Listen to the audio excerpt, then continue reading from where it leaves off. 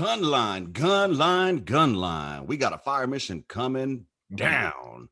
I'm your host, Lopez, and you're listening to the On the Gun Line podcast, where we shoot the shit like we did in the past. So go on and pop squat, y'all, because it's about to get hot. You're on the gun line now.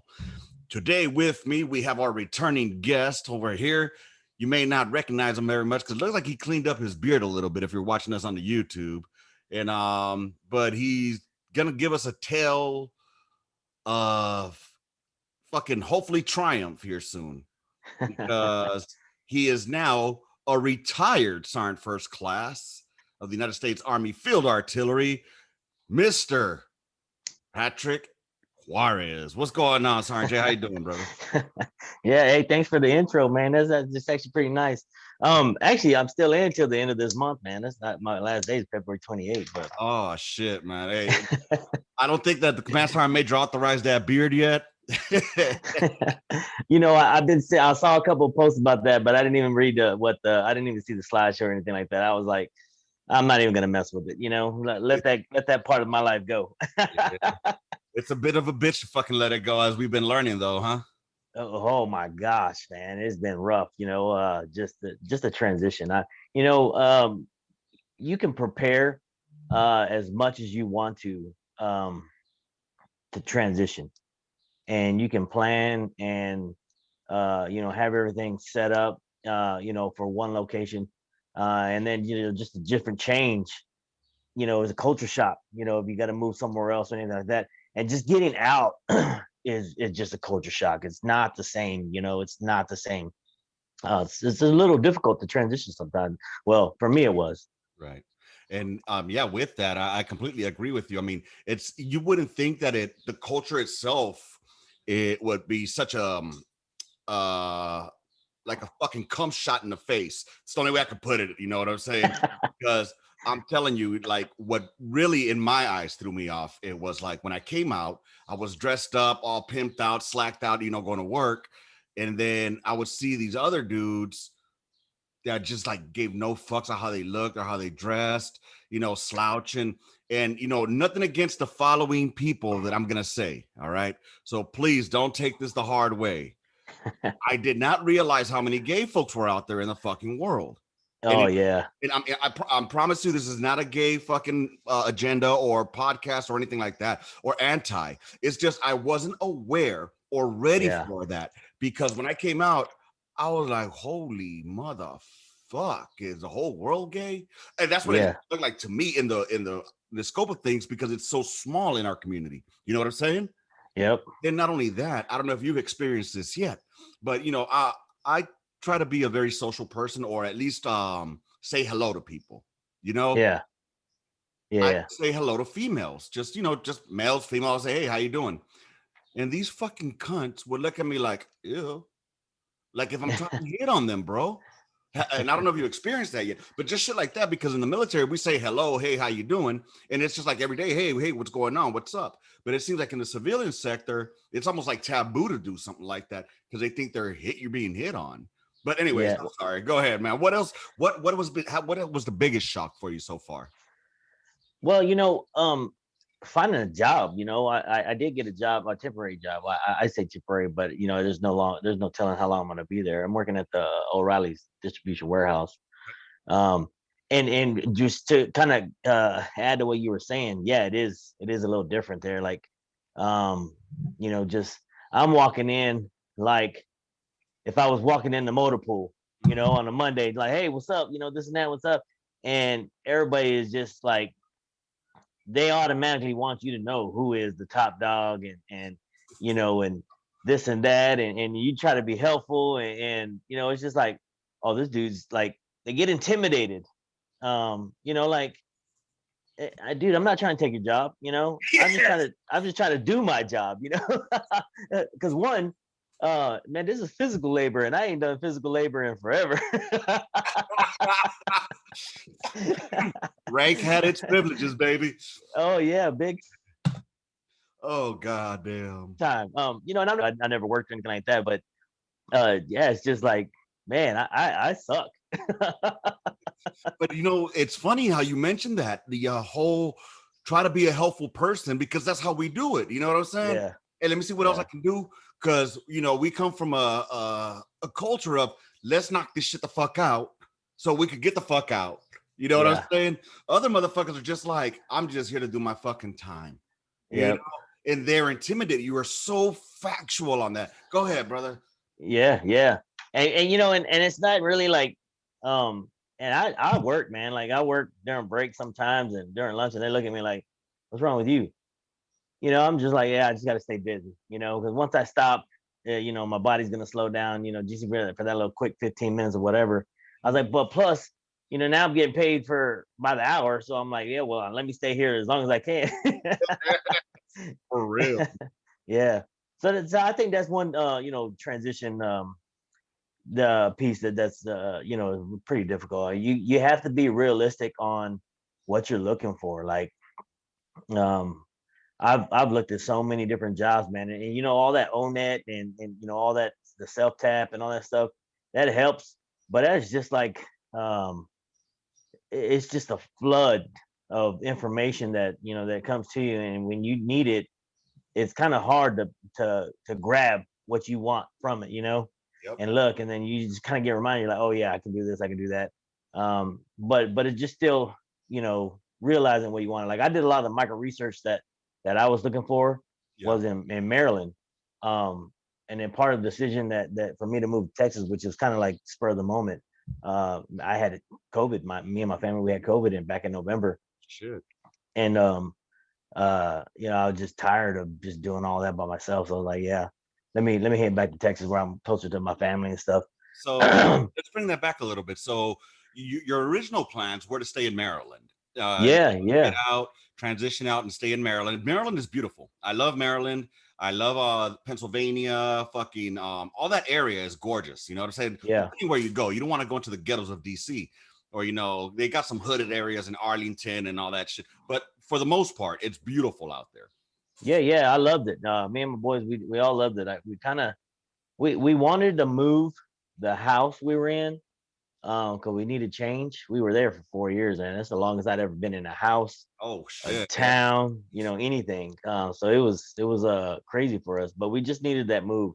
So and I did a lot of planning and everything for there, but that's why I said in the beginning, like you got to have multiple plans or whatever, because coming to Texas, I didn't do no research. I didn't do nothing for Texas or job, searching or anything. And even just what I'm worth. And I get here to Lubbock, Texas, and man, it's a trip. So I get here, I get a place and I get a job like within the first couple of weeks that I'm here. Okay.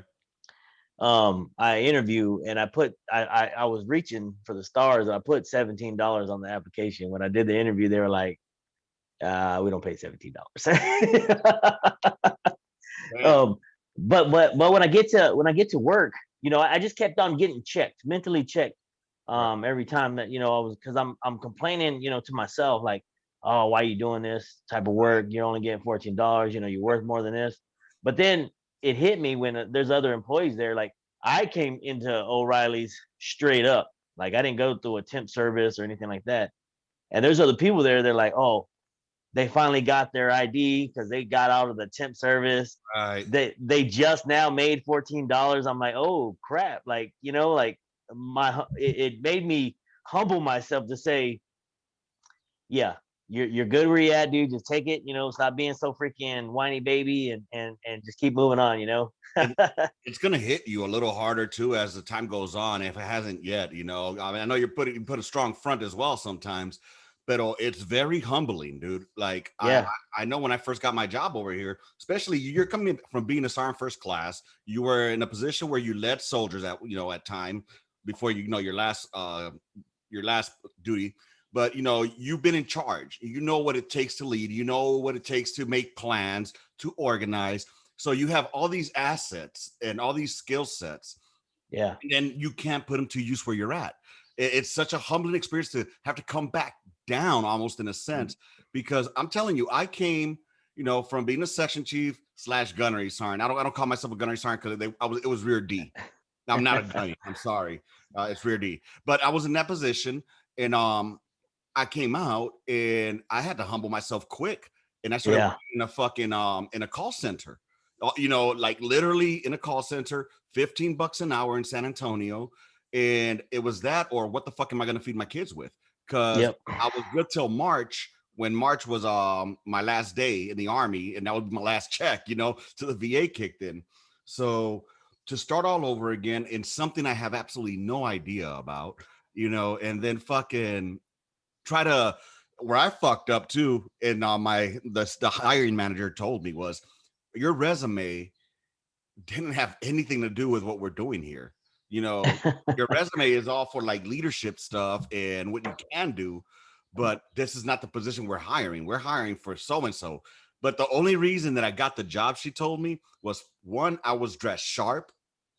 Two, I opened the door for her to come in. You know, just those subtle fucking things, you know, made that difference of me being hired, even though my fucking my resume was shitty. But you know, and like you said, it's humbling, and then you're back at this level, and then you try to, at least myself personally, I try to fucking, you know, not take, I guess my aura, I guess you could say, was like trying to take asking questions, clarifying, okay, and thinking outside the box already. And motherfuckers like, you know, who the fuck is this guy? Why is he an ass kisser? Why is he this? I'm like, nah, dude, I'm just trying to fucking make sure I'm doing the right thing. And they're like, dude, you're just answering phones and taking claims. I'm like, well, you know, we not only culturally as being Latinos, but as well as military, we want to be the best at whatever the fuck we do.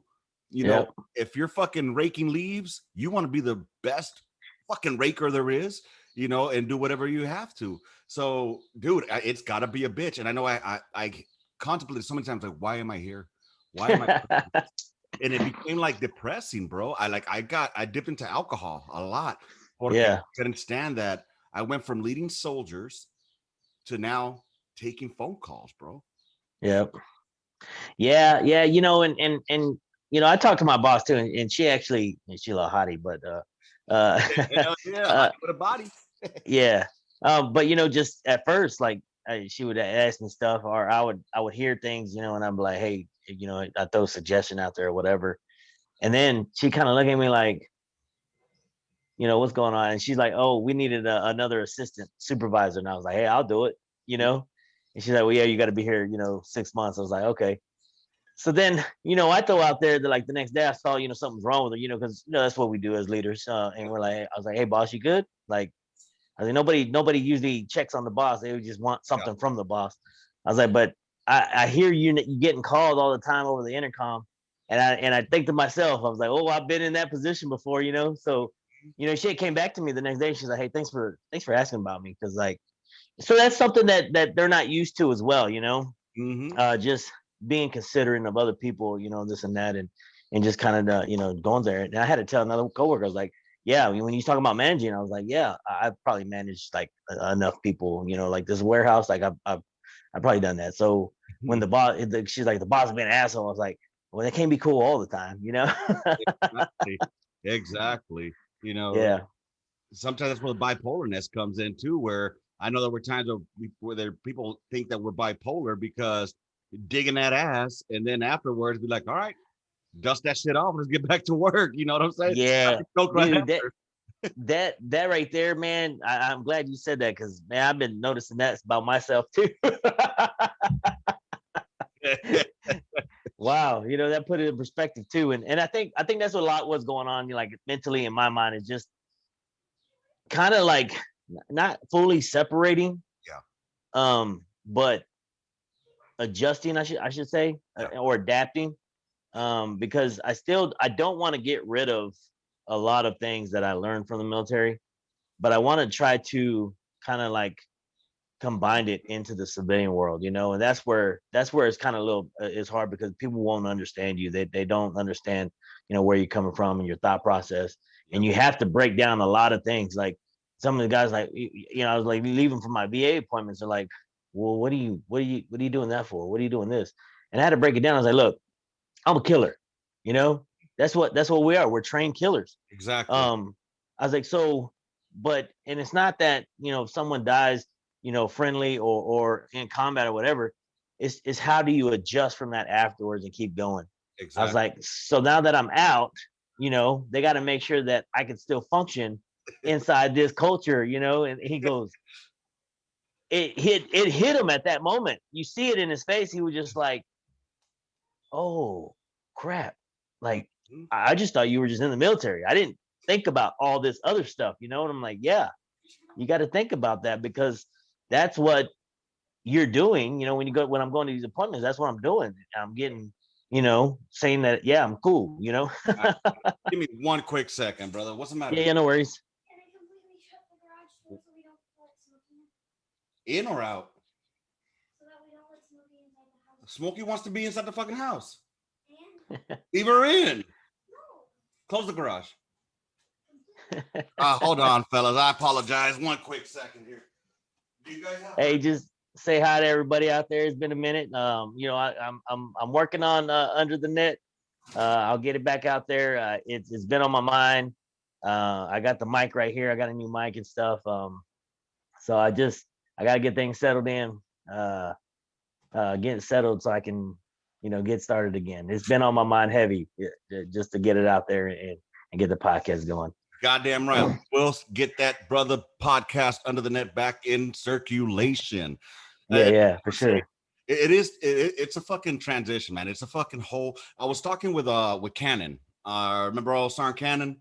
Yeah, I remember him. So yeah, I did a podcast with him, and dude, it's transitioning to this world. I was talking with him. I think that the Army, while they are trying to do their best, with the fucking ACAP or SFL tap or whatever the fuck it is now, while they're trying to do their best with that, I think what will be great for those that have done X amount of time, say, especially if you were a leader, if you were like a staff sergeant and above, a leader of leaders, I think on your transition out, they should have, or maybe the VA could come up with this, a sponsor. Because what would we do in the military when you're going to another unit? When you're going Otgl, you're going to a whole new area. They provide you a sponsor so that you can transition into the new unit seamlessly. You know what I'm saying? So yeah, I asked that question, and I don't think they understand what a sponsor is. Oh. And there's another question that I'd asked too. Because I did a webinar or something, because I was doing this at Microsoft Academy, and we were doing all kinds of meetings and stuff, and we were talking to so many different companies, and I asked that question. I was like, hey, do y'all have a sponsorship program? And they're like, what is that? I was like, somebody that you take under your wing and they kind of walk you through this and that. They're like, no, we don't, but we need to start looking into that. So yeah, I think in the civilian world they call it more like a mentor.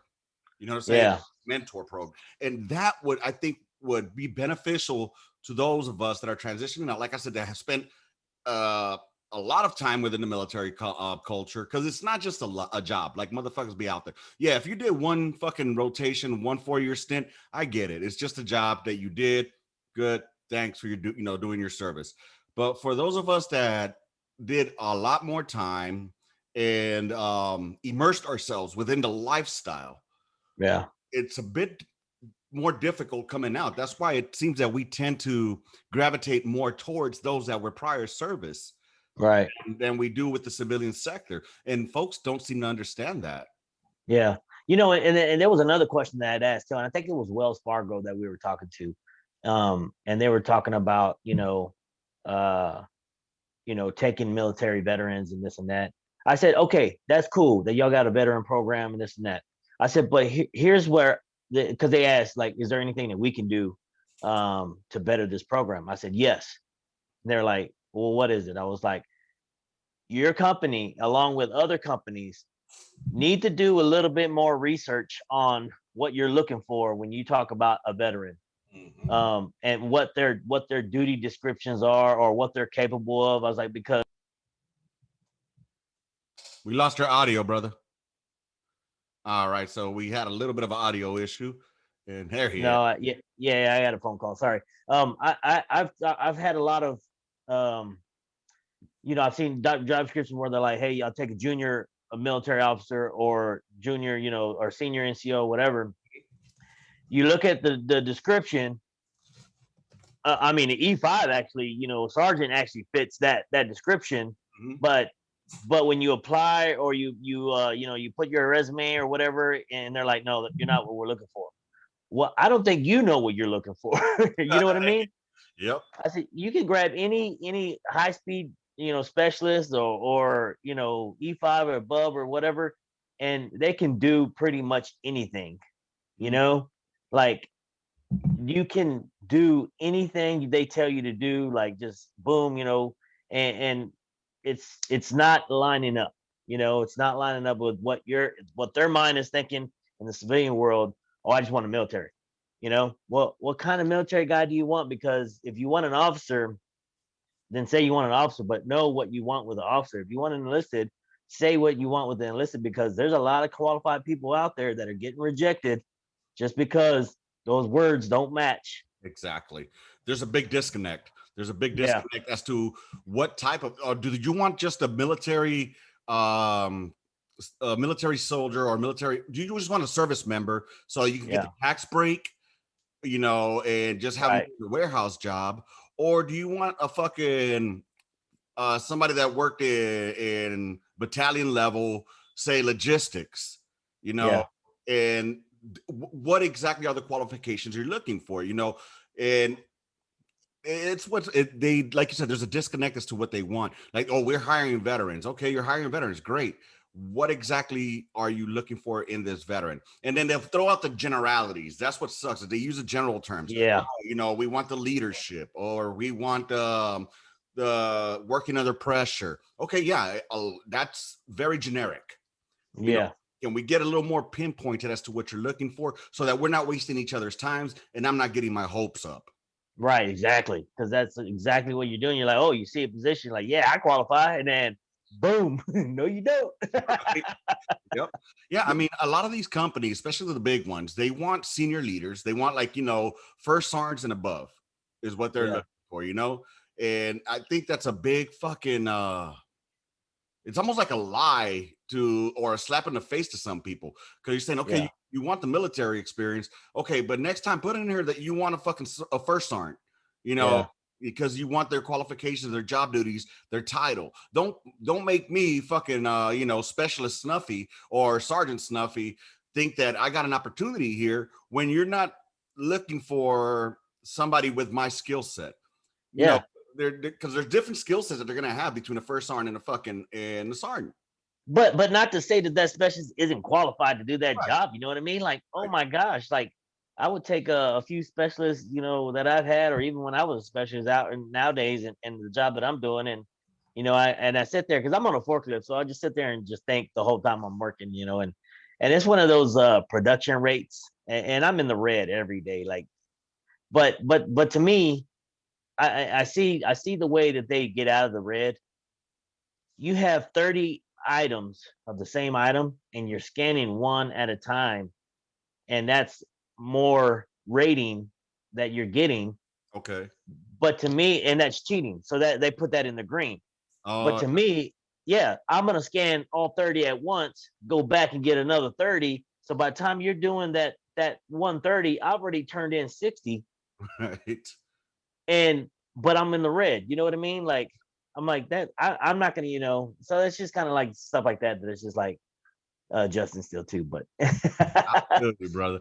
Again, it is definitely a fucking hard transition. Like, going back to when we first started talking about, how excited you were coming out. You know what I'm saying? yeah, yeah, And I mean, it doesn't help as well that the COVID, you came out at a time that we have a pandemic going on, and that definitely has shortchanged a lot of fucking companies, in hiring.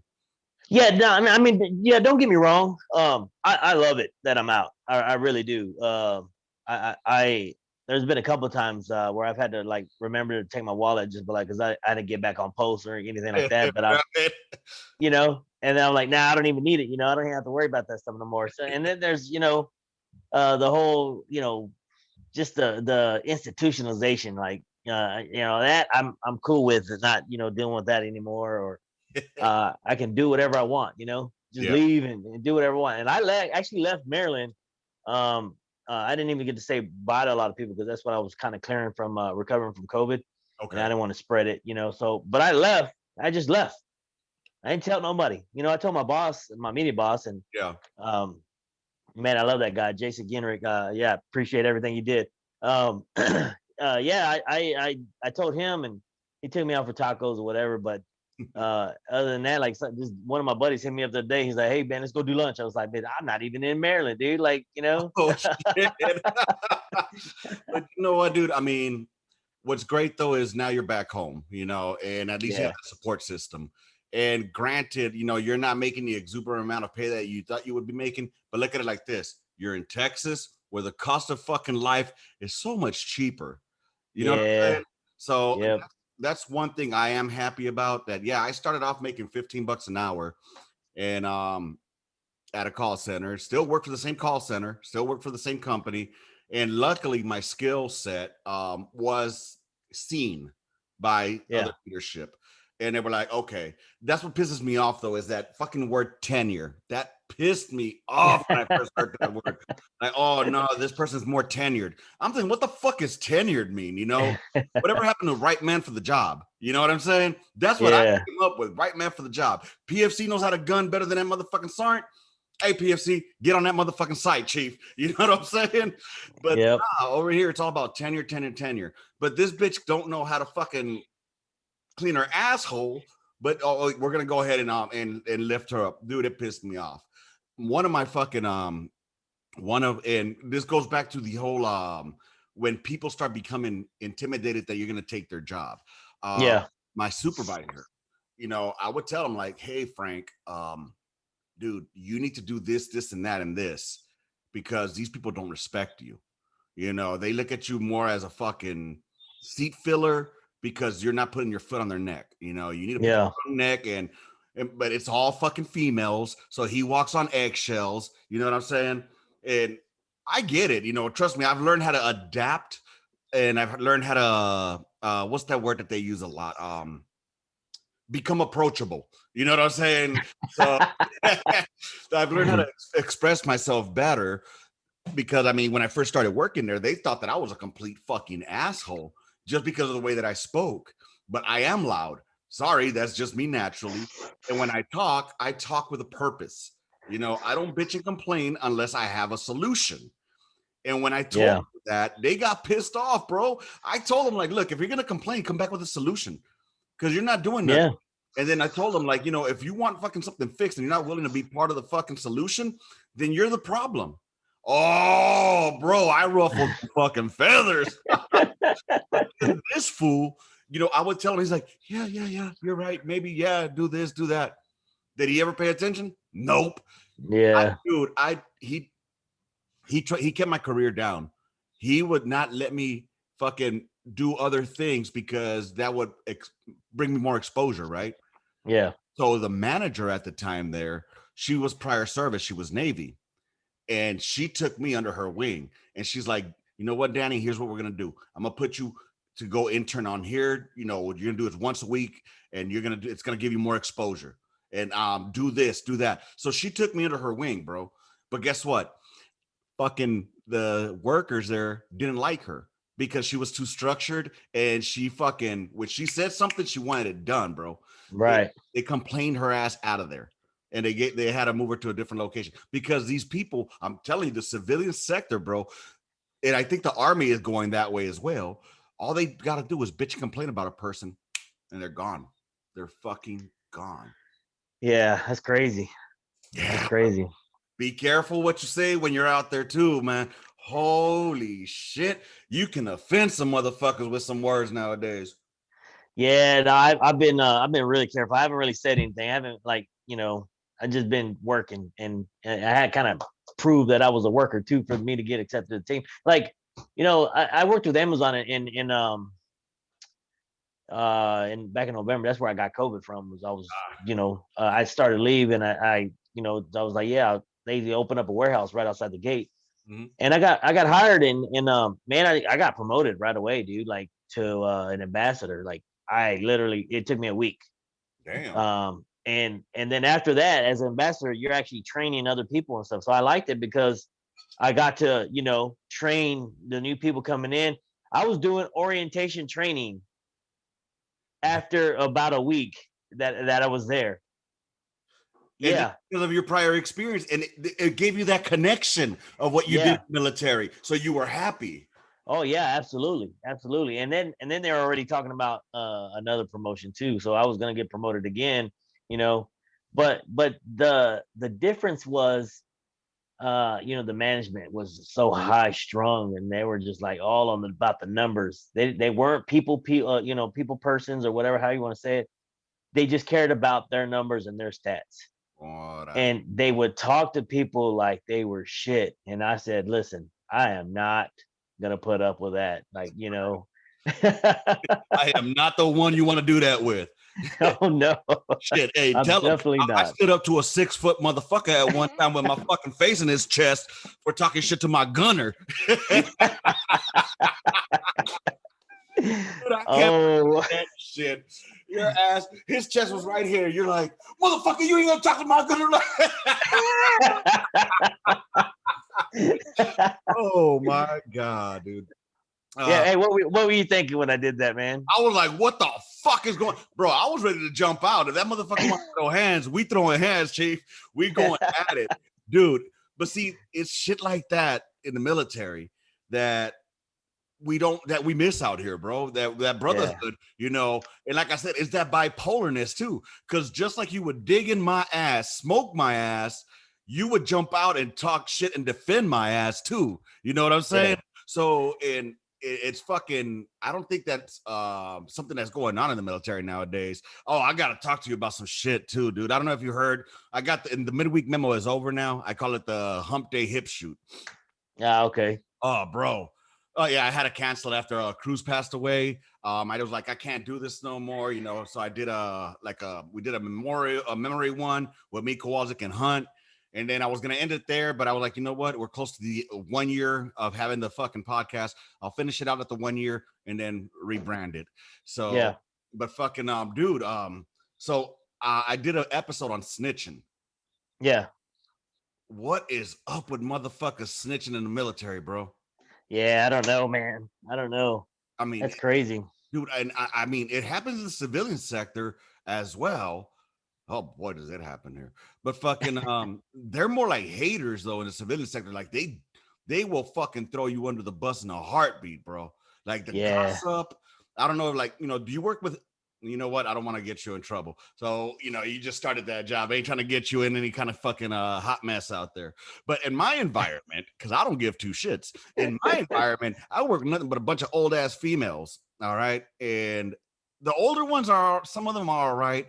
And then the young ones, they're just fucking shit talkers, like a cancer, bro. They just talk shit. They don't even know you. Dude, I learned things about myself from listening to rumors of these bitches. They knew more about me than I knew about me, bro. Damn. Wars. Goddamn. I can't stand it, bro. Rumor mill, bro. Yeah. How many workers are there where you work at? Yeah, there's actually probably, it's got to be under 80. Okay. In my department alone is 40. Okay. And I think there's like maybe 3 or 4 more other departments, but we're the biggest department right there. So like a ladder to follow, or like a career path, like to maybe go into the distribution to go drop them off, or is it like shipping and receiving type? It's shipping and receiving type, but it's so I'm a stocker. Okay. So I stock the parts, and then you have people that come and pull the parts, and you have people that QA the parts or whatever, stuff like that. Okay. But it also includes the returns. Like if you get a return part, we'll stock that still, and then they'll either take it back to the company, that the manufacturer, or they'll take it to the store or whatever. It just depends on where it's going. But yeah. I mean, it's pretty cool. It's not a bad job. It's not, bro. I mean, hey, like I said, it's humbling. Fuck, right? But yeah, hell yeah. Y'all got to do something. Got to start somewhere, brother. You know what I'm saying? Yeah. Oh yeah, absolutely. You have a degree or no? I do. And that's part of like what a lot of the other coworkers, they don't like know anything about all that stuff about me. They don't know about me, and I'm just like, and I'm afraid to tell them some things because it's just like the more I keep throwing out there, it's like, well, damn, like, whatever. I told one guy, I was like, yeah, I just came from, working with the Pentagon, $1 million budgets, stuff like that. And he's like, what are you doing here? I was like, I got to pay rent, I got to have a job. A bill to pay, motherfucker. Shit. What you He's think? like, I said, I'm still looking, man. I'm looking for other jobs. But, I am cool with it right now because, I get to spend time with, with my dad. My grandbaby's been coming every other weekend, stuff like that. Yeah. So those are the moments that I'm willing to, accept what I'm doing just so I can get those moments back. Cause it's partly the moments that I missed the whole time, being away. So it's definitely a good trade-off, What? Definitely. Because you know what? You can't get back time. Yeah. You can't get that back, especially family time. And our parents aren't getting any fucking younger. Right. And as much time as we can, we spend with them. And if it's one thing I've learned here recently, is that life can be gone in a fucking snap of a finger, bro. Absolutely. And that was part of the reason, that I decided to come down here too. My dad, he's got some medical issues too. So I was like, yeah, I'm gonna go hang out with him. So, we've been doing this thing like every Friday. We'll take a couple beers back and, and just have, talk about, just stuff, whatever. And I heard him say, I think it was a couple weekends ago, he's like, yeah, I was drinking with my dad, like me and you were kind of doing. So I knew that was, doing something like that for him. We drinking with him on Fridays and stuff like that. I knew that was special to him, Yes. Yep. So that's cool. Hell yeah. I mean, those memories are the ones you're going to take away. It's almost akin to going fishing when you're a kid with your dad. You know what I'm saying? Like going out to the lake or the river, and fishing with them. And especially again at this age where they're not getting any younger, you face your mortality. And my dad, he's 80 some shit. He had a stroke about a year and a half, 2 years ago. He lives in El Salvador though. But I'm blessed that with the technology we have, Facebook, bro. Fucking do a Facebook Messenger. I get to talk to him on there, see how he's doing.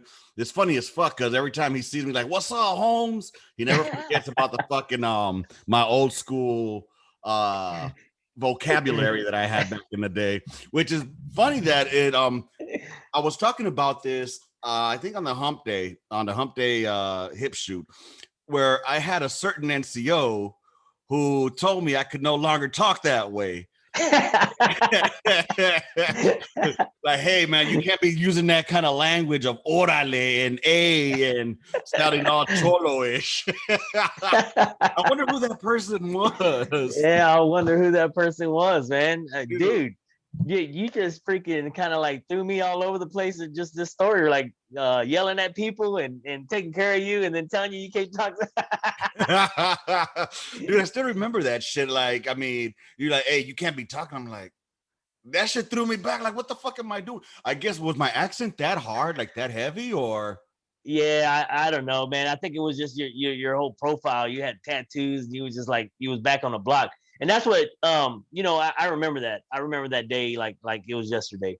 But that was when I was one of the Mayho NCOs. Like I was just straight, hard charging. And I didn't want you to, I was trying to say like, hey, get out of the block. You're in the military now. You know what I mean? Like, I didn't want you to get in trouble or anything like that either, So it was just like one of those things. But then as you grow through the military, you just kind of like, you gotta learn from a lot of that stuff. And no, you gotta stick to your roots too, like you can't just separate, because we do separate. We're a different type of culture in the military, and we do lose a lot of our roots as the longer we stay in, True. And it's great that you say that too, because honestly, in a way, it did help form my new vernacular, I think is the right way to say shit. It's taught me a better way to speak, to try to speak, because it might sound intimidating or back on the blockish, and it's not going to get me the respect that's needed. I can't be going to a board, be like, hey, what's up, first sergeant? Orale, hey, fucking presenting like you want me to, fool. I can't be doing that shit. if it's one thing that the military taught me, and it's not like I'm being a sellout or that I'm fucking forgetting my roots. It's evolving. Right. You know, it's an evolution of character. And Yep. because you're not gonna get a fucking job if you're fucking going to an interview like, hey, what's up? My name is Danny Lopez, and I'm here for the interview. Hey, hey, where you from, fool? You know, that type of shit is not gonna work, you know. Yeah. So there's times when I used to drink, where it will come out like fucking like nothing, bro. My old lady was telling me like, "Oh, you're drunk." I'm like, "How do you know?" She's like, "You're starting to talk like you're back in LA."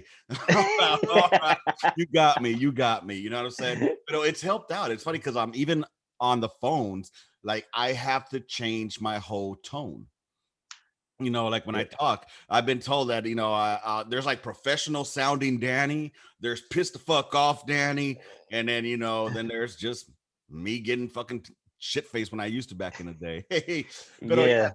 I was talking, I don't know what had brought it up. I was talking about something and it came up, and I was like, I got to bring that shit up one day, man. That shit was funny. God damn.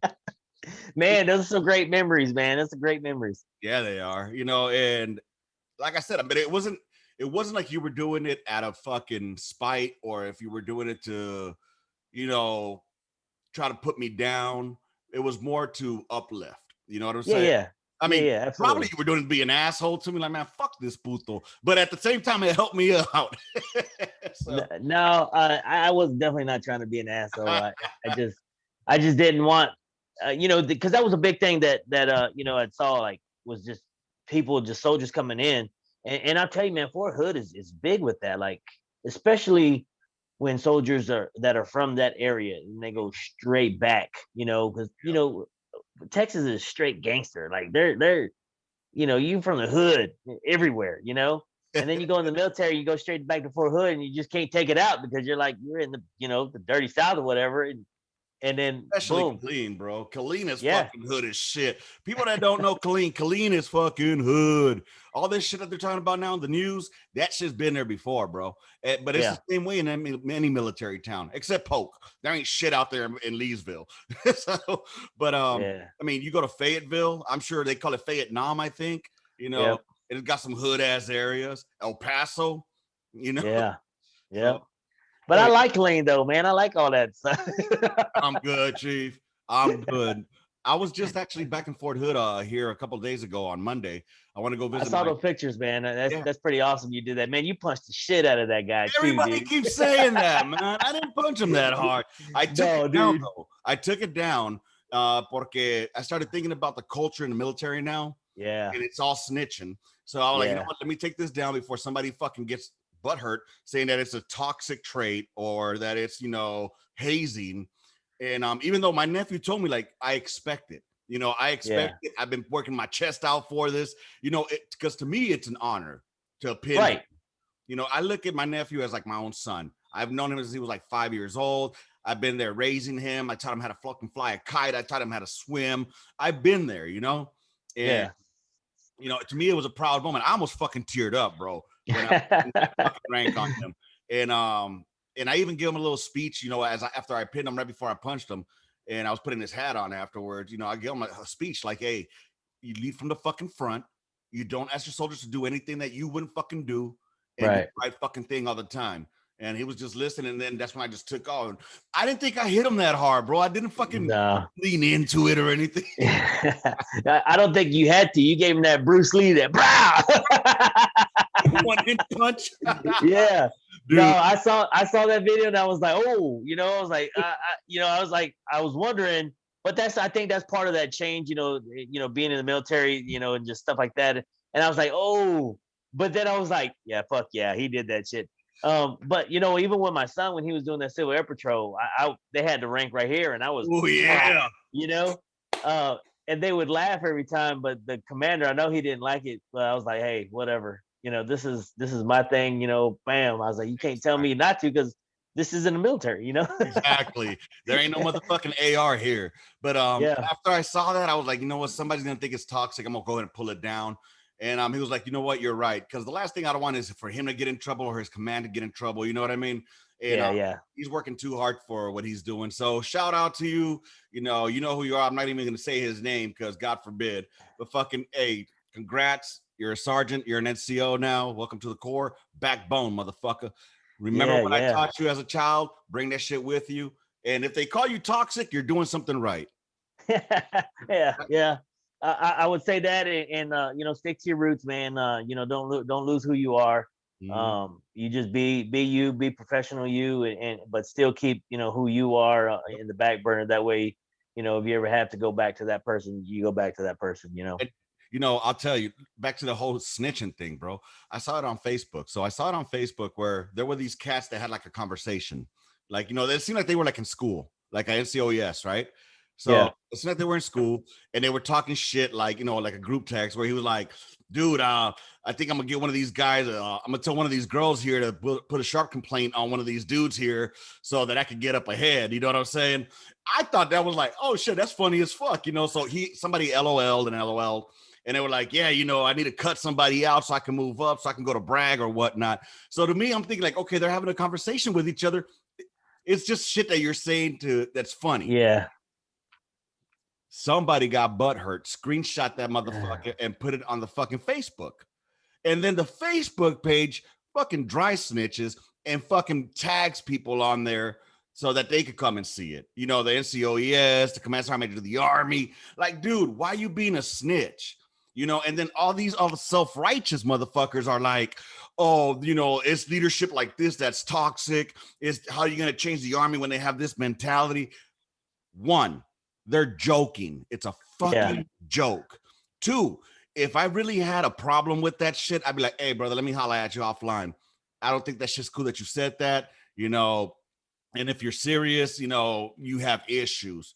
Three, if it's somebody that I really think is serious about that, then yeah, if he's serious or he has shown patterns that he would do that, I'm going to go to the commander and be like, hey, man, this guy has a sharp issue. You know what I'm saying?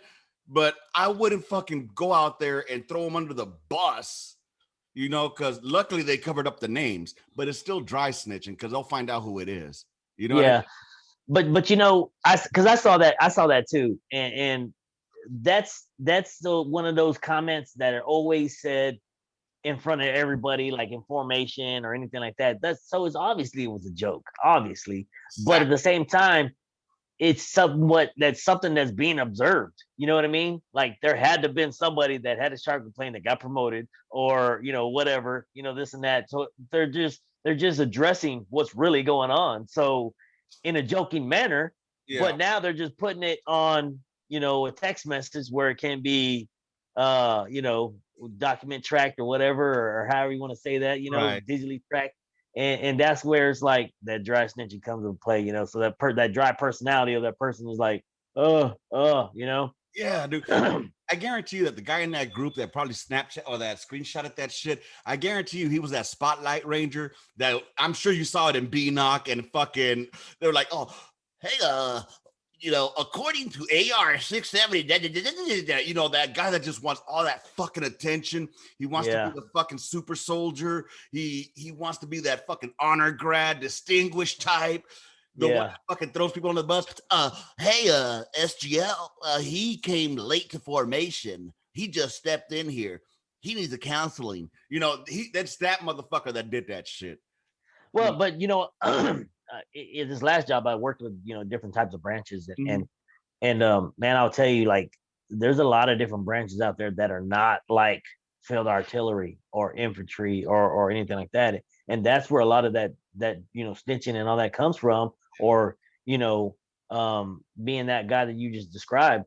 Because my boss was telling me a story about that too, and it's just like they do that out of spite and just to try to get that upper hand on somebody, and it's like, that's crazy. Like, you just freaking ruined somebody's career just so you can be better than that other person or whatever. Fucking Spotlight Rangers. I hate those motherfuckers. I swear to God, I never saw so much cutthroat shit like that until I went to B-Knock Phase 2, which by then they called it ALC. because Yeah. I went to phase 1. They still had BNOC phase 1 and 2 back then.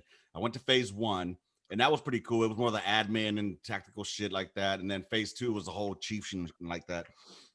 But in phase 2 was when I saw that shit. Like these motherfuckers had, wow. Yeah. I mean, there's certain NCOs. I mean, I don't even remember their names, but even I think our SGL, he was what the fuck was his name? All I know, he was like, put that wood on you, chief. He was a civilian dude, black guy. He was like, I'm gonna put that wood. But you know, even I think he was tired of all the fucking the sergeants or staff sergeants that were there, just you know, like, come on, guy.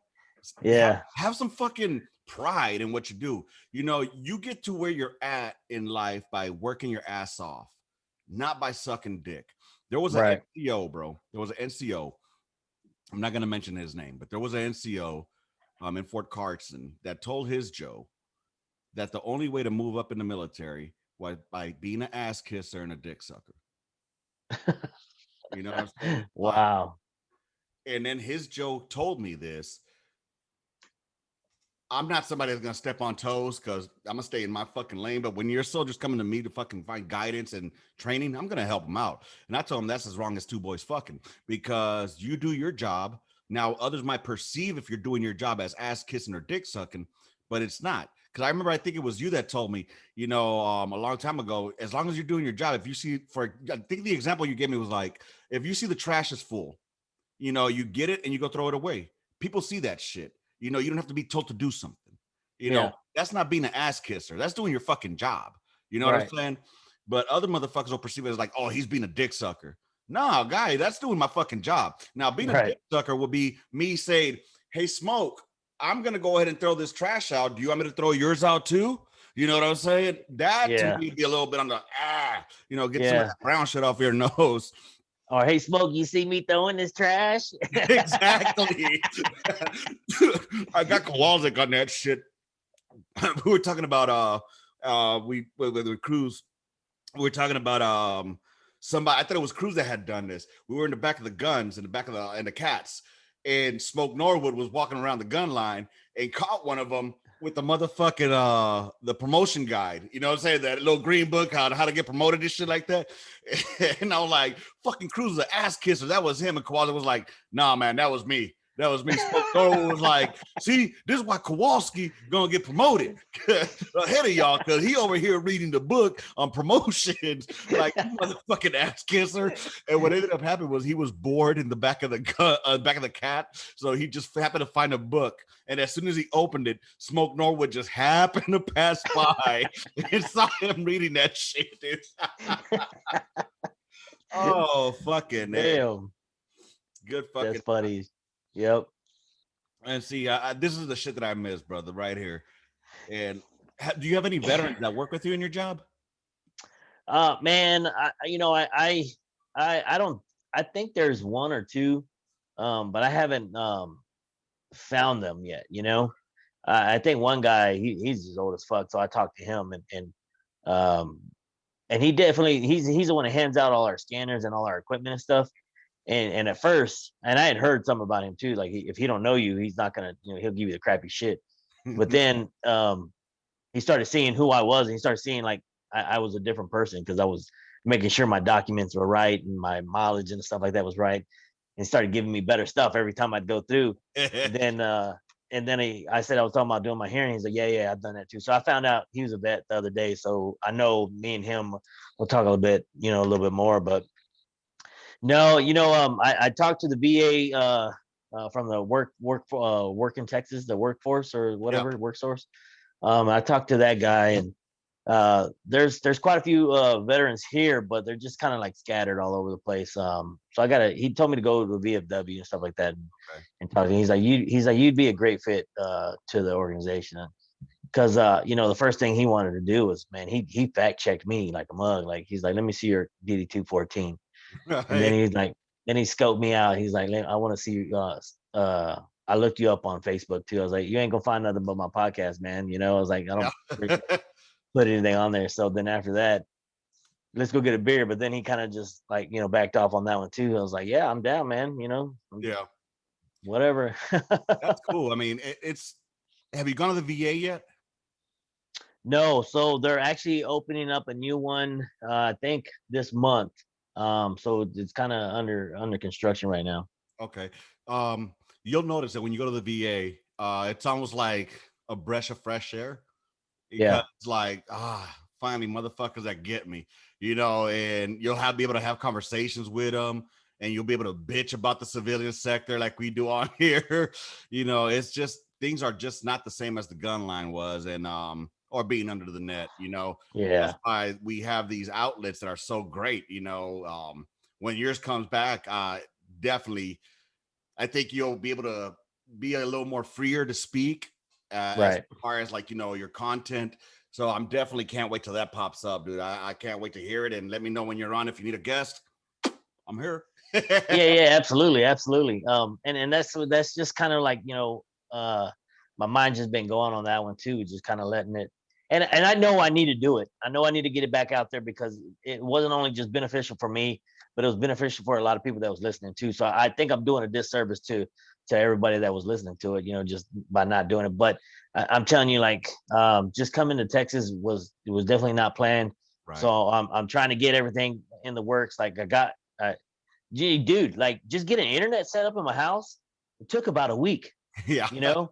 So it was just stuff like that. It was just kind of just kept hitting me, and then just getting in the routine of this new job and stuff like that. So it's just uh, give me a minute. I'm getting everything settled in, and it's definitely been heavy on my heart to get it back going. And I so got you, baby. it's gonna come back. It definitely is gonna come back.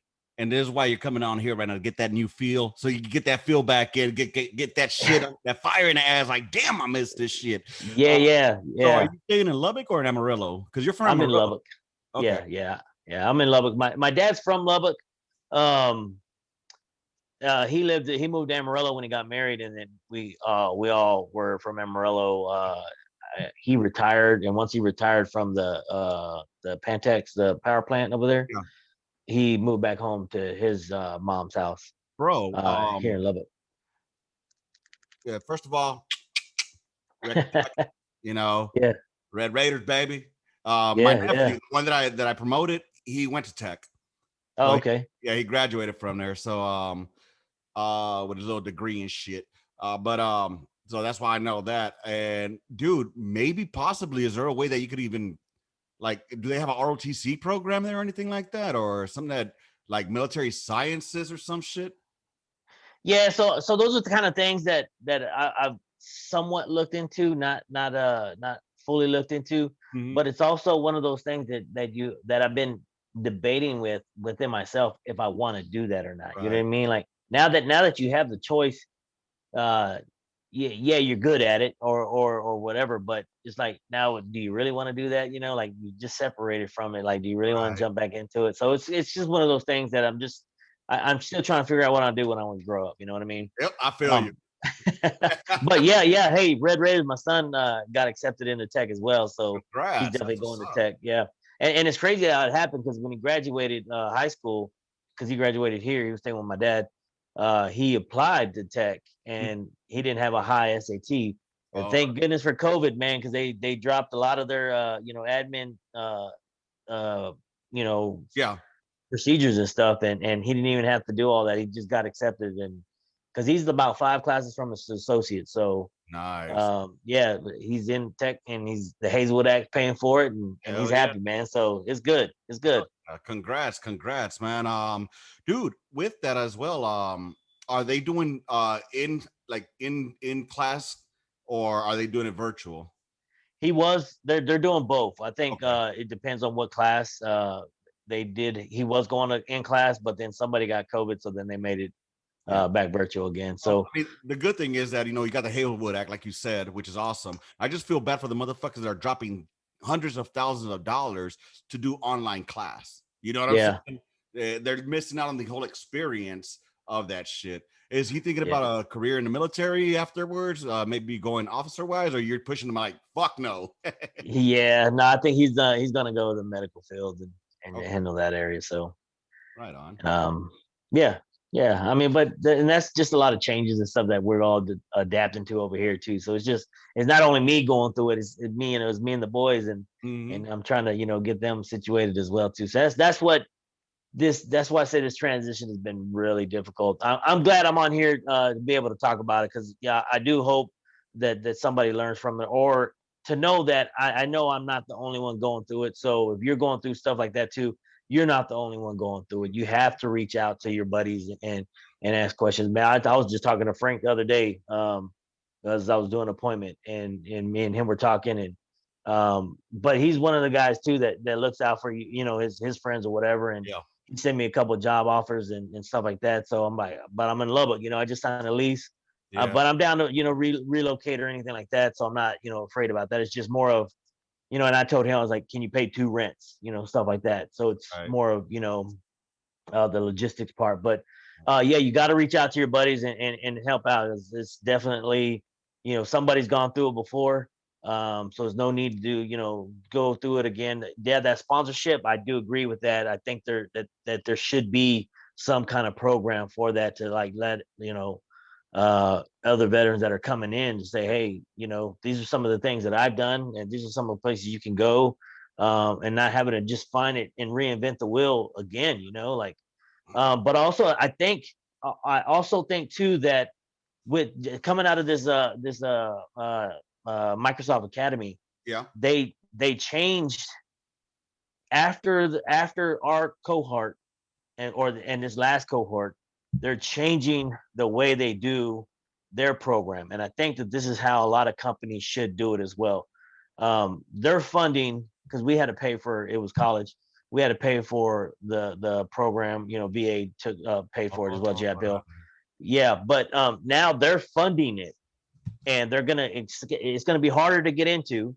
Mhm. Um, but it's going to be more rewarding because Okay. you're going to learn from the actual Microsoft instructors that they have instead of somebody from college teaching you, what they expect you to learn. Because I don't think they hired a lot of people on after this cohort because we weren't learning what they wanted us to learn, even though it was their program. Right. But the college was the one that was putting it on.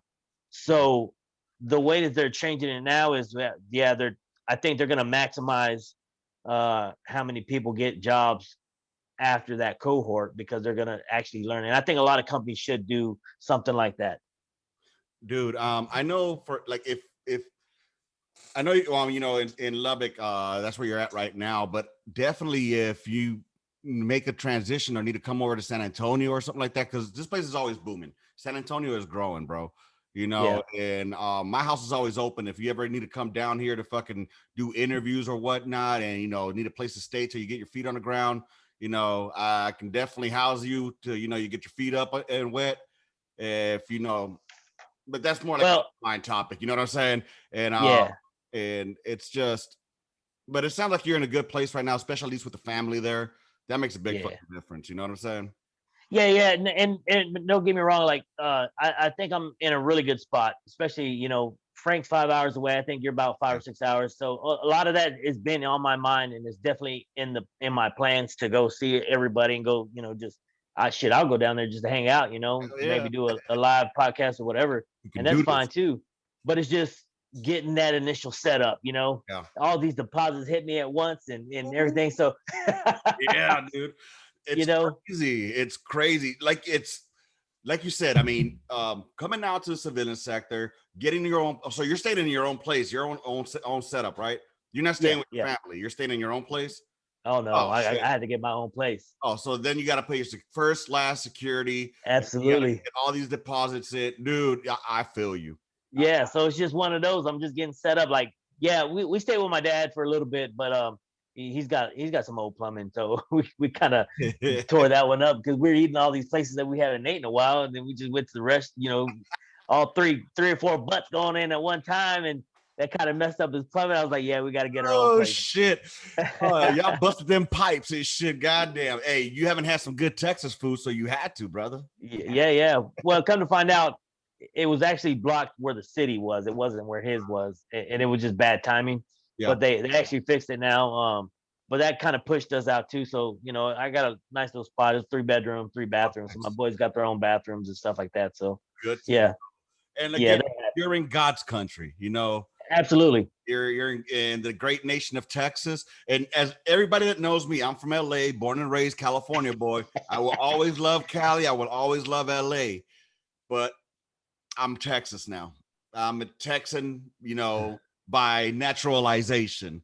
I will never, ever, ever move back to Cali or LA. I love you. I miss you, but you ain't Texas, baby. And y'all can keep Austin weird, but don't fuck around with the rest of Texas. All right. Yeah. Leave Texas alone. Leave your shit over where your shitty politics are. Don't bring that shit here. Yeah. Hey, how did you say it? Orale Holmes. Orale, you puto stay over there. Don't bring that shit over here, fool. We don't need that shit. I love Texas, bro. I fucking love Texas, especially right outside the hill country. So it's beautiful, man. It's beautiful. But yeah, man, it's really been good catching up with you, brother. And glad to hear that you're doing well. We'll definitely have to do a catch up after a couple of months, see how things have been going. So yeah, for sure. Appreciate you being on here, coming on here to tell your story. This is, by the way, the anniversary of the first Shoot the Shit episode that I ever did. Really? Yeah, the first ever Shoot the Shit episode was done with Kowalczyk. And but he is he's working on some other things, getting his house set up and shit like that. So yeah, he's it's difficult to get a hold of, to say the least. Yeah. No, and I knew that was coming up too, because I knew we were hitting February, and I knew some new dates were coming up, because that's when we started. You started and I started, so I knew February was a big month. But I just didn't go back and look at any of the dates. So, but yeah, man, hey, I'm glad to be on here. This is actually definitely a spark that put the fire on me, and and definitely I need some of that pressure. So if anybody else still wants to hear under that too, hit me up, because it's. I don't post on social media just because that's just me. But with the podcast and everything, that was what I was doing, posting and stuff like that. So that kind of forced me to do things like that, but that's okay. So yeah, definitely I got to get it back on the ropes, and I got to get going. And I appreciate everybody being patient with me. I really do. Hey, baby, it's all great, baby. And to all y'all listeners out there, I appreciate y'all listening to the podcast. It's a slow and steady process. Is one thing I've learned. It's very you have to be patient. If anybody's interested in doing a podcast, let me tell y'all, be patient. The numbers don't come in. You're not going to be Joe Rogan. All right. And it's sometimes you feel like, fuck, is anybody even listening? Because you only see like, God damn, only 10 people listened. What the fuck? Yeah. But at the end of the day, if 10 people listened and only one got something out of it, then I'm doing something right. You know what I'm saying? Absolutely. So, that's all that matters to me, baby. This has been episode 107 of the On the Gun Line podcast. I think it's 107. I'm pretty sure it is. It's a lot of fucking episodes, bro. And it's been a pleasure having you on here, man. Thank God that you're safe. Thank God that you recovered, you and your family recovered from the Rona. And as we can see, the Rona is just an overrated flu. All right. It's just an overrated flu. Unless you're fucking old and got some other conditions, then it's just the flu, because the flu kills motherfuckers like that already. So you got to. Well, but I tell you, man, that Rona, I don't wish that on anybody. But I think everybody has different symptoms, and I think it just depends on your body. Like, but I had it the worst out of everybody in my family, and that was just the worst pain that I. It was almost as bad as my gallbladder, man, and it just kind of it did a lot to my mental as well, and I kind of did that thing with because my dad was in the hospital around the same time that I'd had that, or something similar, or something around that timeline, and it was the same time that Cruiser passed away too. So I kind of did that thing with on American Sniper, to Chris Kyle, when he called his wife and he was like, "Baby, I'm ready to come home." Yeah, I did that. I was like, "Dad, I'm ready to come home." So yeah. And he's like, "Yeah, come on, let's go." So it's been good. Catching up with him and seeing the grandbaby and everything. And next thing I want to do is go see all my friends, and take a beer down with them or whatever, and Oh yeah. ride the bike or whatever, something. So. Oh, you got your bike still, right? Oh yeah, heck yeah, man. Dude, that's a hell of a cruise. Then you got to come down on the bike, brother. I know it's a 6-hour ride. It's a long ass ride. That'll be fun as fuck. Once I get my bike back, I'm gonna head up there. We'll go cruise out there, man. For sure. All right, brother. Well, thank you for being in here. All y'all listeners, thank y'all for listening here. Be sure y'all be ready for that next hump day hip shoot. If I drop one, I'll let y'all know. But they're not gonna be scheduled. It'll be, if it happens, it happens. If it doesn't, it doesn't. Because I don't want to just fucking fill your week up with some bullshit. But I'm pretty sure that there'll be something that the Army will fucking do to make me talk about y'all. And all y'all dry snitches, go fuck yourselves. Y'all know who you all are. I'm not gonna say this who y'all are, but you know who you are. And if you know who they are, you can tell them I said from on the gun line, they could go fuck themselves. Baby back bitches. All right. Orderly Holmes. Orderly. All right, y'all. Love, peace, and hair grease. Rounds complete. Intermission. Gun line out. Bye, motherfuckers. All right. Oh, still recording.